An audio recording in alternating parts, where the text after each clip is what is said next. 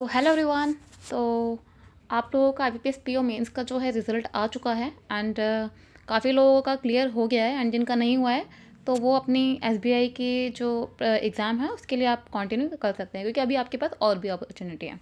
तो आज हम बात करेंगे जिन लोगों का क्लियर हो गया है आईबीपीएस पीओ मेंस एंड उनको इंटरव्यू अब देने जाना है। तो मैं आज उसी के रिगार्डिंग अपना एक इंटरव्यू एक्सपीरियंस बताऊंगी आईबीपीएस पीओ में कि किस तरीके का रहा था और किस टाइप के क्वेश्चंस जो आपसे पूछे जा सकते हैं एंड किस किस तरीके से सिचुएशन को आपको टैकल करना है एंड हैंडल करना है। तो देखिए, फर्स्ट ऑफ ऑल इंटरव्यू में मेन जो चीज़ होती है आपकी वो होती है पेशेंस। ठीक है, पेशेंस एंड कामनेस। ठीक है, तो जितना आप काम रहोगे, ठीक है, और जितना आप पेशेंस, ठीक है, मतलब पेशेंस इन द सेंस कि आप एकदम से पैनिक हो जाते हो ना, तो पैनिक वाली चीज़ें नहीं करनी है आपको। ठीक है, और एक नर्वसनेस। तो इन तीन चीज़ों को तो आपको बिल्कुल मतलब रखना है कंट्रोल में। ठीक है, क्योंकि होता है, मेरे साथ भी हुआ है। तो क्या होता है कि जब हम इंटरव्यू देने जाते हैं ना तो अंदर से अलग अलग ही चीज़ें, पता नहीं अंदर से इतना मतलब डिस्टर्बेंस सा लगता है, इतनी नर्वसनेस होती है कि पता नहीं क्या क्वेश्चन करेंगे इंटरव्यूअर और क्या क्वेश्चन मतलब हमसे पूछ सकते हैं। ठीक है, कहाँ कहाँ से पूछ सकते हैं। ठीक है, क्योंकि कुछ नहीं पता होता इंटरव्यू आपसे क्या पूछेगा। आपसे या तो बिल्कुल लंबी चौड़ी कहानी बना देगा आपके जो आपकी मतलब एक पर्सनल लाइफ है, लाइक आपके पेरेंट्स हो गए, ठीक है, इनसे रिगार्डिंग पूछ लेगा, या आपका होम स्टेट है। नहीं तो फिर आपकी जो मतलब स्टडी है, जो आपकी एकेडमिक्स है, उससे रिलेटेड आपसे क्वेश्चन पूछेगा।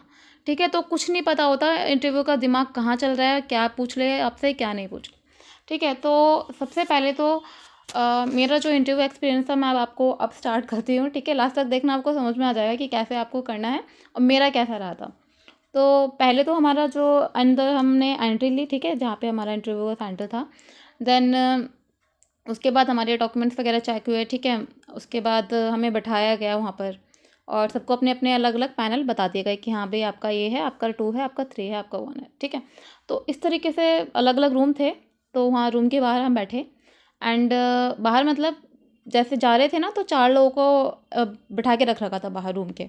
ठीक है, मतलब लाइन वाइज, तो उसके अकॉर्डिंग हम वहाँ पे जाके बैठे। तो अब अंदर बुलाया गया मुझे। देन अंदर से मैं इतना डरी हुई थी ना, मैं आपको बता नहीं सकती। वो चीज़ आपको नहीं करनी है। ठीक है, क्योंकि आपको जो इंटरव्यूअर है ना, वो मेनली आपको दिखेगा कि आप कितना ज़्यादा कूल रह सकते हो किसी भी सिचुएशन में, कैसे टैकल कर सकते हो। ठीक है, घबराना नहीं है, वो चीज़ सबसे ज़्यादा आपका इंपॉर्टेंट होती है। तो मैं अंदर गई, मैंने विश किया सबको। एक मैम थी सेंटर में बैठी हुई। ठीक है, एंड दोनों तरफ जो है मतलब 4 सर थे और 1 मैम थी। तो मैंने विश किया उनको। देन उन्होंने मुझे बोला यू कैन सिट। तो मैं बैठ गई। देन उसके बाद जो मैम थी, सबसे पहले क्वेश्चन उन्होंने किया कि आपने जो है अपने जो एग्ज़ाम है, सॉरी, आपका जो फॉर्म है, आपने उसमें प्रेफरेंस क्या भरी है। मैंने कहा मैम आईबीपीएस पीओ के लिए तो मेनली मेरा मतलब पीएनबी था। तो पीएनबी मैंने बताया कि हाँ मैम, मैंने पीएनबी के लिए ऑप्ट किया सबसे 1 पे। तो उन्होंने मुझसे पूछा कि आपने पीएनबी क्यों ही ऑप्ट किया, मतलब नंबर 1 प्रेफरेंस पे आपने पीएनबी क्यों डाला है। मैंने कहा मैम कि जो पीएनबी है वो हमारे पब्लिक सेक्टर बैंक है और मतलब टॉप 3 में आती है ये।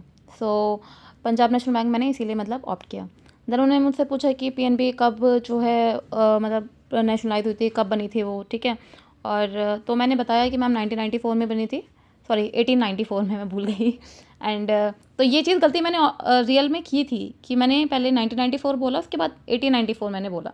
ठीक है, तो वो चीज़ को, उसी चीज़ को आपको टैकल करना है कि जो आप गलती कर रहे हो ना उसको थोड़ा नर्वसनेस में नहीं दिखाना है। ठीक है, आपको बिल्कुल नॉर्मली, हाँ भाई गलती सबसे हो सकती है, इस तरीके से। ठीक है, देन मैंने उनको बोला कि ये 3rd largest public sector bank है, फिर उसके बाद ये होगा। देन नेक्स्ट सर ने पूछा मुझसे अगेन वही जो जनरल क्वेश्चन होते हैं केवाईसी रिलेटेड। ठीक है, देन उनसे उन्होंने जो है मुझसे क्वेश्चन किया कि आरबीआई को तो पता ही होगा। मैंने कहा हाँ मैम, सॉरी सर था, मतलब नेक्स्ट जो क्वेश्चन किया था वो सर ने किया था कि आरबीआई के बारे में पता होगा। मैंने कहा यस सर। तो उन्होंने मुझसे पूछा कि आरबीआई के फंक्शंस क्या हैं, तो वो मैंने बता दिया। ठीक है, 1 लाइनर में ही।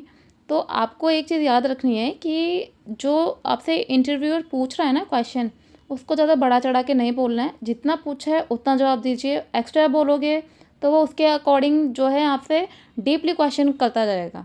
ठीक है, इस चीज़ को ध्यान रखना है आपको। जितना बस उन्होंने पूछा है ना, बस उसी हद तक बस आप जवाब दो। ठीक है, अब उन्होंने मुझसे आरबीआई के बारे में पूछा, मैंने आरबीआई के बारे में बता दिया, ठीक है। उसके बाद फिर मेरी एकेडमिक्स देखा, मैंने जो है बीएससी से किया हुआ है ग्रेजुएशन। देन उन्होंने मुझसे पूछा कि आप बीएससी मतलब साइंस स्ट्रीम से हो तो आपका बैंक में जो है आना क्यों हुआ, ठीक है, और इसका जो है बैंक में क्या यूज़फुल मतलब क्या मतलब इम्पोर्टेंस है, क्या रोल जो है इसमें प्ले कर सकते हैं आपकी जो एकेडमिक्स है, और मतलब रीज़न पूछे गए कि आप बैंक में क्यों आना चाहते हो इस तरीके के, तो वो मैंने बता दिया, ठीक है। तो ये सब क्वेश्चन थे, और साथ में आपसे ना एक चीज़ और मैंने नोट की कि वो आपको ना फंसाने की कोशिश करेंगे, लाइक आपको कंफ्यूज करने की।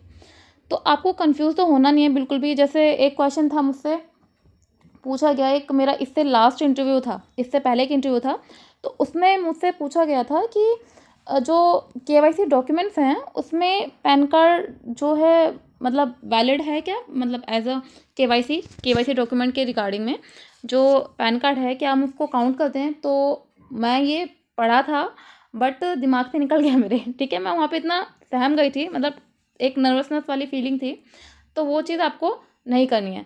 अब उसमें क्या हुआ कि उन्होंने मुझसे पूछा, अब मैंने बोला कि मुझे एक आइडिया था कि हाँ भाई ये नहीं है पैन कार्ड, ठीक है, तो मैंने उनको मना किया। तो उन्होंने मुझसे बोला कि ऐसा किसने बोला, आर यू श्योर कि मतलब पैन कार्ड जो है नहीं है इसमें, मतलब केवाईसी डॉक्यूमेंट से पैन कार्ड को काउंट नहीं किया जाता है।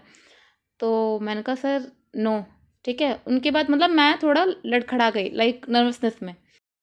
वो इस तरीके से आपकी बात को पलटने की कोशिश करेंगे कि आप अपने आंसर से जो है मतलब पलट जाओ, ठीक है। तो आपको वो चीज़ नहीं करनी है।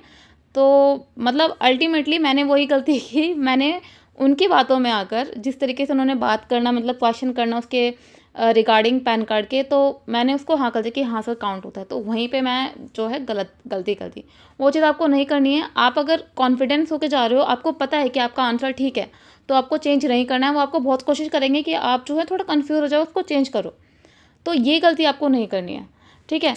और मैं आपको टिप्स यही दूंगी मेनली, जो आईबीपीएस पीओ आप इंटरव्यू के लिए जा रहे हो, एक तो अपने जो भी क्वेश्चन आंसर जो भी हैं, ठीक है, आप खुद एक बार बना के लेके जाओ कि अगर आपसे एकेडमिक्स के बारे में पूछता है इंटरव्यूअर, ठीक है, तो आपका आंसर उसमें क्या होना चाहिए, ठीक है।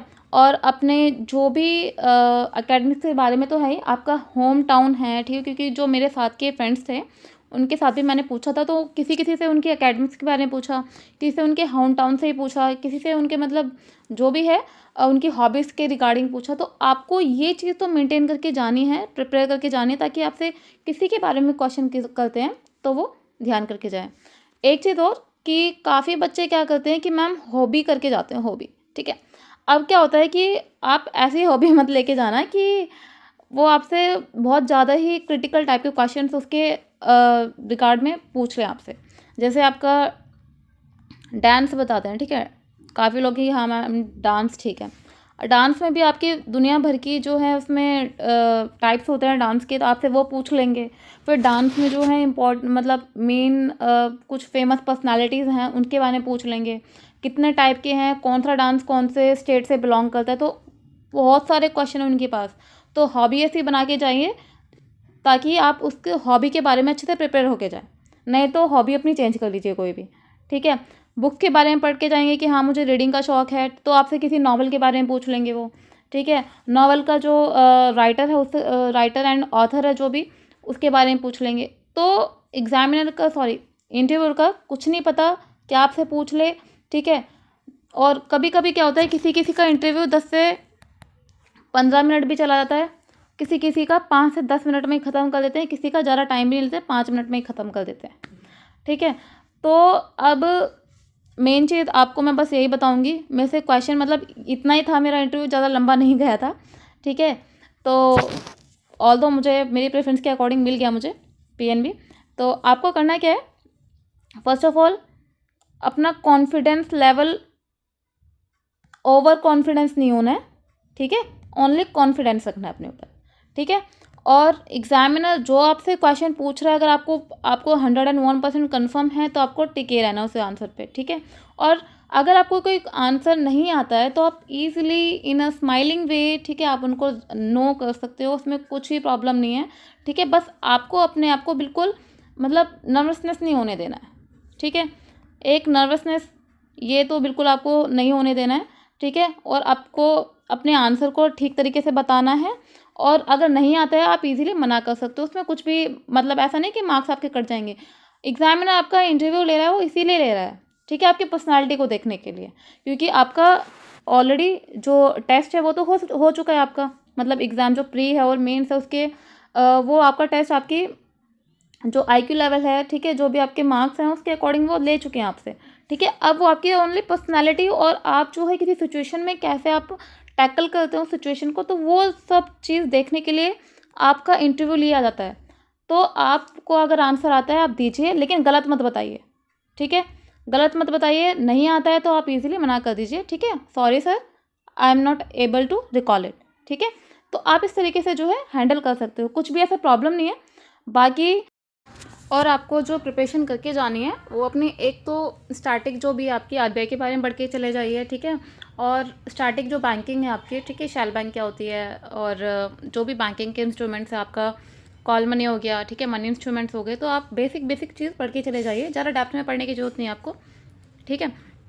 एक आपका पेमेंट बैंक्स के लिए कितना मतलब ऑथोराइज कैपिटल चाहिए होता है, ठीक है, स्मॉल फाइनेंस बैंक क्या होती है, तो ये जो चीज़ें हैं मतलब जनरल बैंकिंग आप एक बार तैयार करके चले जाइए, और साथ में जो आपका रिसेंट में जो भी टॉपिक्स हैं करंट अफेयर्स में, करंट अफेयर कर ले जाइए आप, ठीक है, पहले से तो आपने कर रखी होगी मेंस के लिए जब आप प्रिपरेशन कर रहे होगे, तो थोड़ा भी जो रिसेंट का है वो देख लीजिए, और जो भी अभी बर्निंग इश्यूज़ हैं, ठीक है, बर्निंग टॉपिक्स जो भी अभी चल रहे हैं उन पे थोड़ा ध्यान दीजिए।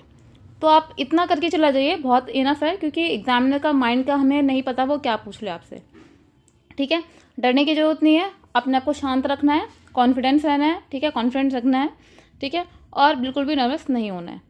तो टिप्स यही थे। बाकी आपको कुछ भी क्वेश्चन है, कोई क्वेरी है या डाउट है, आप मुझसे पूछ सकते हैं, तो मैं आपको जो जवाब दे दूँगी। और साथ में मेरा एक टेलीग्राम चैनल है, तो आप वहाँ पर भी जो है क्वेश्चन पूछ सकते हो। तो आज के लिए इतना ही, थैंक यू।